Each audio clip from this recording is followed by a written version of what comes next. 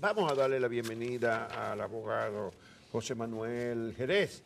Él es un experto en Derecho Constitucional, tiene una maestría en Derecho Constitucional y Procesal Constitucional, y también en Derecho Administrativo y Procesal Administrativo, diplomado en Ciencias Políticas y Derecho Internacional por la Universidad Complutense de Madrid.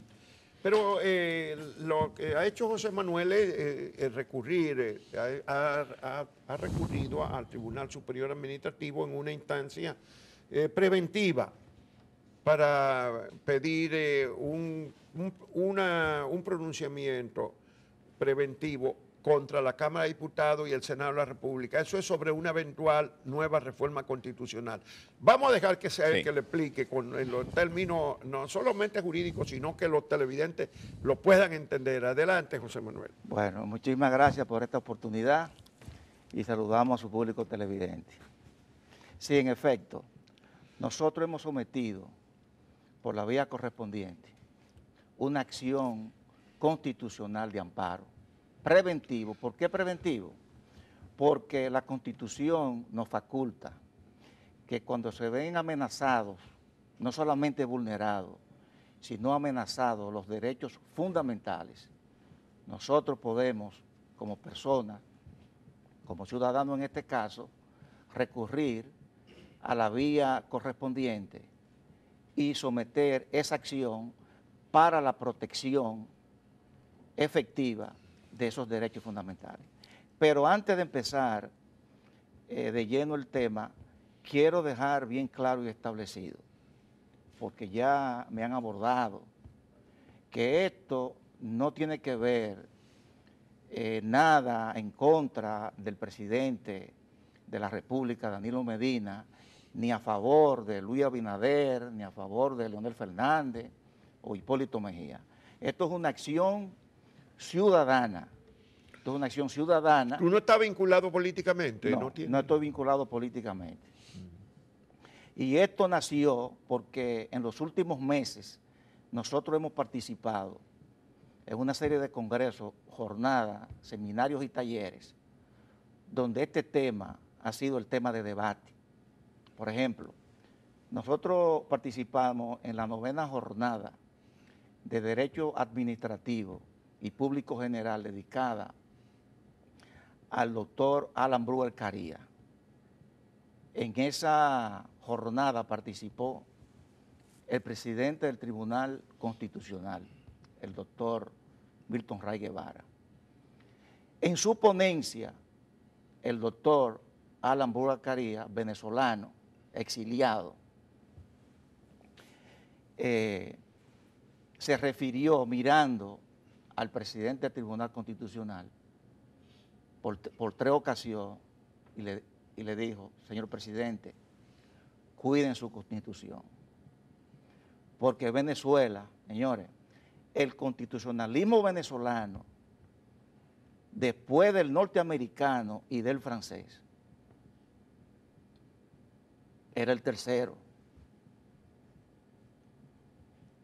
En cuanto a más perdurabilidad sería, más, no, o más luego de la independencia norteamericana, que sucedió 10 años antes de la Revolución Francesa, sí.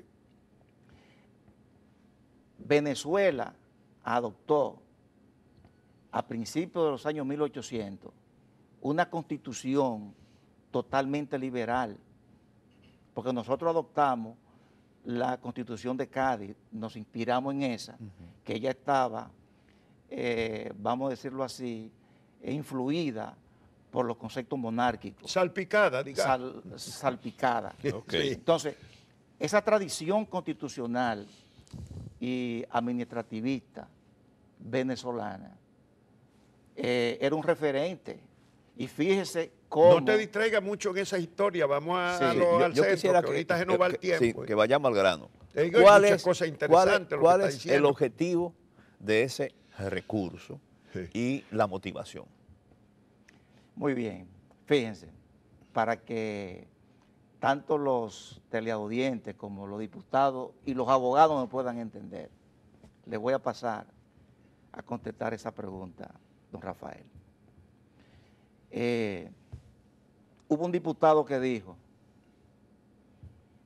que se necesitaba, que no había ley de referendo y que por lo tanto el referendo no se podía llevar a cabo porque no existía la ley. Entonces, dice el filósofo jurista,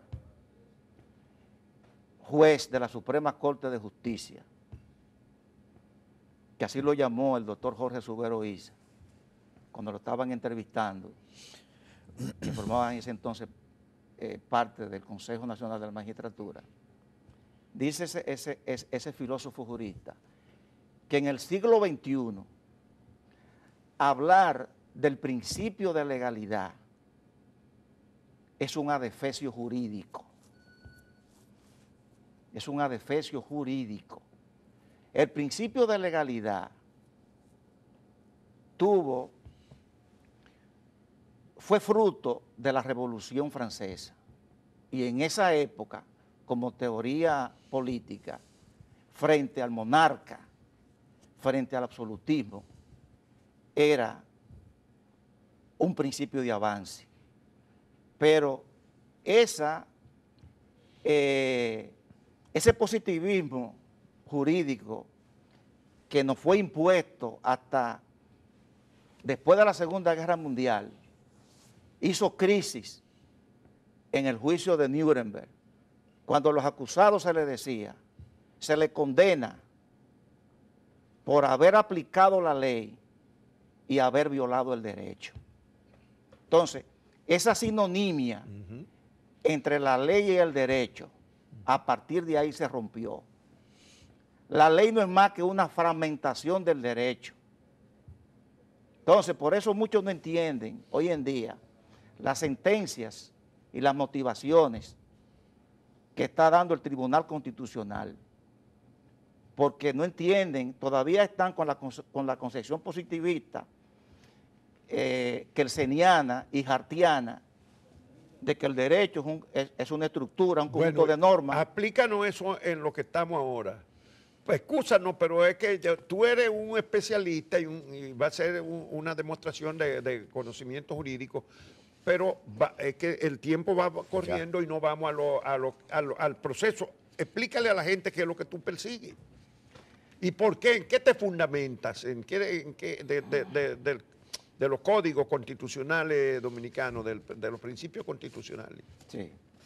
Fíjate, en virtud de lo que establece el artículo 272, que es que recoge la garantía, el amparo.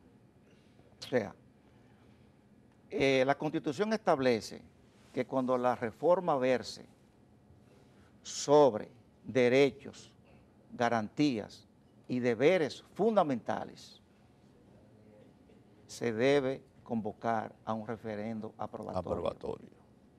Para que luego que el Congreso apruebe la reforma, antes de su proclamación, la envíe a la Junta Central Electoral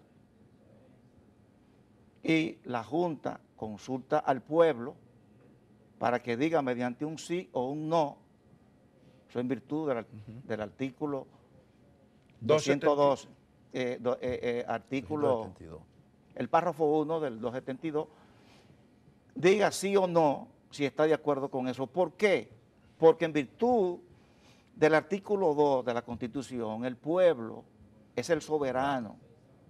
Nosotros cuando elegimos a esos congresistas que hoy nos representan, ellos no nos dijeron a nosotros que en ese periodo por el cual nosotros los elegimos, iban a reformar la Constitución. José Manuel, el asunto es que eso se discutió en el 2015 cuando se hizo la última reforma y se tocó exactamente el tema de la reelección. Y entonces lo que predominó, hubo un debate entre los juristas y predominó el criterio de que eso no era un derecho fundamental, el de repostularse o no repostularse, que podía ser regulado y que por lo tanto no requería el plebiscito, la consulta. Eso es lo que predominó en el 2015. Entonces tú lo que aspiras es que ahora si se hace otra reforma sobre ese tema, tenga que hacerse el referendo. Eso es lo que tú procuras. No yo. Que el tribunal determine eso. No es que el Tribunal Constitucional ya, por 3 sentencias, una del 2013, Sí. otra del 15 y otra del 16, ya estableció como precedente vinculante, en virtud del artículo 184 de la Constitución, que el derecho de elegir y ser elegido es un derecho fundamental, y como esa reforma va a versar sobre derechos fundamentales, tiene que ir obligatoriamente a referendo, pero ya eso no es cuestión de discusión, porque eso está claro. Pero se violó entonces en el 2015. Bueno, el asunto fue que en vez de proceder por la vía que estamos procediendo, se procedió por la vía directa contra una ley que declaraba la necesidad de la reforma. Entonces, se interpuso una acción en inconstitucionalidad ante el Tribunal Constitucional contra una ley que tiene un periodo de vigencia de 15 días. Entonces, el Tribunal Constitucional, porque una vez ya hecha la reforma a la Constitución, ya esa ley no tiene razón de ser. Entonces, lo que se pedía era que el Congreso no hiciera la reforma hasta, y el Constitucional le dijo que no, que la reforma, que el referendo era después de la reforma, que no podíamos impedirle al Congreso que hiciera la reforma porque la Constitución le da esas atribuciones. Y entonces nadie actualizó entonces la instancia contra el... No. Esta es la primera. Y que tiene carácter preventivo. Para que no suceda lo de la vez anterior, tome decisión ahora, Tribunal Administrativo, ahora. No, lo preventivo es porque el derecho de elegir y ser elegido, ese derecho fundamental, se ve amenazado. Porque nosotros recurrimos a la vía jurisdiccional cuando se nos vulnera un derecho fundamental o cuando ese derecho se ve amenazado de ser vulnerado. Bueno, entonces, antes de que suceda, exactamente, nosotros le decimos, mire, entonces le presentamos, eso que le presentamos todas las pruebas, todos los pronunciamientos de congresistas. Bueno, el curso que va a seguir tu instancia, está ya el Tribunal Superior Administrativo, ya fijó audiencia para el día 28 de enero, o 18 de enero. 28 de enero. 28. Ya yo realmente no puedo irme con esta instancia directamente al Constitucional. El Constitucional tiene, al Tribunal Superior Administrativo. El Constitucional va a conocer de esto por vía de revisión. Cuando el Tribunal Superior Administrativo decida, entonces, por vía de revisión llega al Constitucional. Sea que lo lleve tú mismo si te fallan en contra o que lo lleve otro. Olvídese, lo más probable es que lo lleve yo mismo. Sí. Aun cuando te fallen a favor. No. A favor, ¿no?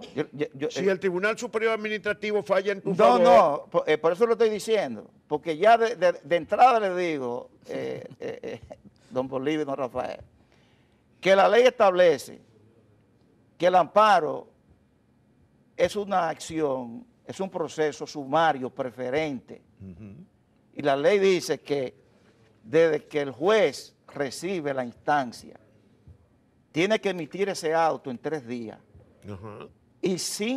Y dentro de 5 días después que emite ese auto, debe fijar audiencia. Vamos a decir, bueno, los tribunales están un poquito atestados. Por lo menos póngalo para 15 días. ¿Y cuándo fue que tú...? El día 6, y me lo mandan para el 28 de enero, 2 meses, una acción constitucional de amparo. Ya eso... Ya te viola uno de los preceptos. Ya eso... Es mala señal. Ya es una mala señal. Bien, entonces vamos... Ya es una mala señal y más con relación a lo que le dije ahorita, y por eso fíjese, ese auto se da el día 10 y fíjese el día 14 lo que dice el presidente de la República. Voltea. Aquí está, que Danilo llama imprudente a los funcionarios que abogaron por la reelección. Abogaron. Ya él tenía información de eso, porque ese Tribunal Superior Administrativo es el tribunal que está llamado a controlar los actos de la administración. Ya. Entonces, ¿pero dónde que está el meollo, Juan Bolívar? Bueno, pero lo que tú estás haciendo es un recurso que de prosperar crearía una situación nueva, diferente y complicada, que obligaría a la Junta Central Electoral a una consulta más en un periodo en que tiene que organizar las primarias de los partidos, viene después, en febrero viene la municipal, en mayo la presidencial, y si hay segunda vuelta, a principios de julio, la segunda vuelta. Entonces metería una consulta más a la Junta Central Electoral. Bueno, pero entonces ejerciendo el derecho. Eso no es un asunto que... sino es que la Constitución lo establece y ya el Tribunal Constitucional... Te van a decir que por economía... No. El Tribunal Constitucional ya habló y le dijo a la Junta, mediante 2 sentencias, que como órgano extrapoder no estaba supeditada a esperar para cumplir con los mandatos que la Constitución le daba. No estaba supeditada a esperar que otro poder que estaba en el mismo vértice, a esperar que le aplicara, pero eso le aparentemente le dificulta un proyecto reeleccionista al presidente porque tendría que pasar por esa prueba, pero también puede ser su justificación ante el país, decir, bueno, yo sé que hay mucha gente en contra de otra reforma de la Constitución, pero vamos a que el pueblo decida. Entonces puede ser que tú le estés abriendo ese camino a una salida a Danilo, pero si el pueblo, en marzo, diciendo que el pueblo decida, yo me someteré al plebiscito. Es que esa es la democracia. Si el pueblo decide, bueno, ya el pueblo decidió. Si el pueblo mediante un sí, dice que sí, que quiere, o sea, que apruebe esa reforma que se hizo, pues el pueblo es el soberano. Y esa no puede ser la intención de tu instancia, facilitarle al presidente eso. No. Por eso yo lo hablé claro al principio. Sí. Al principio. No tiene ningún vínculo con el proyecto del presidente, aunque se atribuye al presidente. Es que ha habido, eso ya tiene que sentar claramente el Tribunal Constitucional, un precedente en cuanto a eso. Bueno. Ya le ordenó por sentencia ya, 2 sentencias, que la Junta Central Electoral, como órgano extrapoder, y lo dijo claro, no para poner en funcionamiento los mandatos que la Constitución le ordena, no tiene que esperar de otro poder que está situado en el mismo vértice que está situado ella, de una ley, sino que mediante reglamento puede hacerlo. Lo único que la Junta tiene cuando redacte ese reglamento, lo que tiene es que observar los artículos 30 y 31 de la ley 107.13 sobre los derechos de las personas en sus relaciones con la administración y de procedimiento administrativo. Es lo único que tiene que observar la Junta cuando haga ese reglamento. Bueno, estamos ya... Seguiremos discutiendo esa instancia, vamos a ver qué curso ya toma. Quizás yo tenga mejor suerte la próxima vez y me dé unos cuantos minutitos más. De acuerdo, vamos. No, pero 22 minutos. 20. Lo que pasa es que tú eres muchas especialidades y te fuiste muy profundo. Entonces vamos a agradecerle la presencia de nosotros de José Manuel Jerez, que es abogado constitucionalista, gran conocedor de esta materia, y desearle mucha suerte en ese recurso de amparo ya frente al Tribunal Superior Administrativo. Muchísimas gracias. Muchas gracias. Y que tenga éxito ese recurso de amparo. Gracias a usted. Preventivo.